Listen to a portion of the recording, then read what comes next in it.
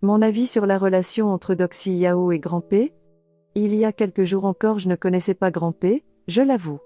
Je ne savais ni que c'était un artiste musicien guinéen, ni même qu'il existait. Et je voyais souvent sa photo sur des sites web people qui font essentiellement dans le gossip. Mais sans plus, Eudoxie par contre, je la connaissais vaguement.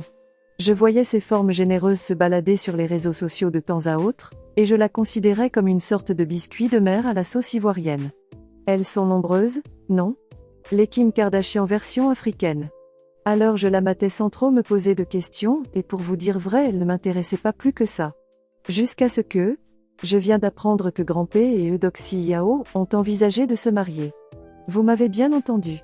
D'accord, la rumeur circulait déjà depuis un bon moment, mais si je vous en parle c'est parce que leur histoire a l'air vraiment sérieuse, j'ai bien dit a l'air. Il ne se passe plus une journée sans qu'un article de presse ne soit rédigé à leur sujet, comme s'ils étaient le premier couple de l'histoire de toute l'humanité. Le problème c'est qu'il s'agit en réalité d'une relation apparemment improbable. Le chanteur Grand P souffre d'une maladie extrêmement rare appelée progéria, ce qui empêche sa croissance et le défigure considérablement au niveau du visage.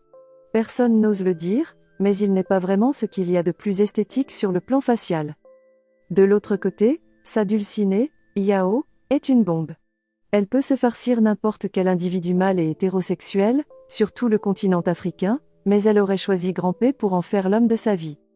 Vous y croyez? Parce que moi non. Je pense que c'est une histoire créée et montée de toutes pièces pour faire du buzz. La preuve, je connais déjà la vie de Grand P et pourtant il y a quelques semaines je ne savais même pas qu'il existait.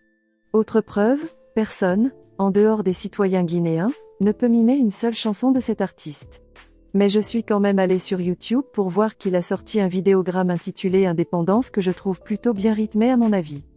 Cette histoire a tout l'air d'un montage. Pas parce que Grand P n'est pas adorable ni aimable, mais surtout parce que Eudoxie est très désirable.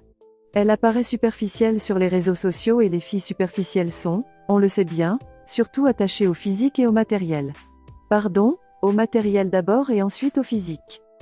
Grand P répond aux critères d'aisance financière puisque non seulement il est issu d'une famille nantie, mais sa carrière lui a également permis de se bâtir une petite fortune. De quoi bien entretenir une femme en tout cas. Et quand il parle de l'ivoirienne, il a quand même des yeux qui pétillent. On ne sait pas s'il est sincère dans sa demande en mariage, mais ce qui est certain c'est qu'il apprécie réellement c'est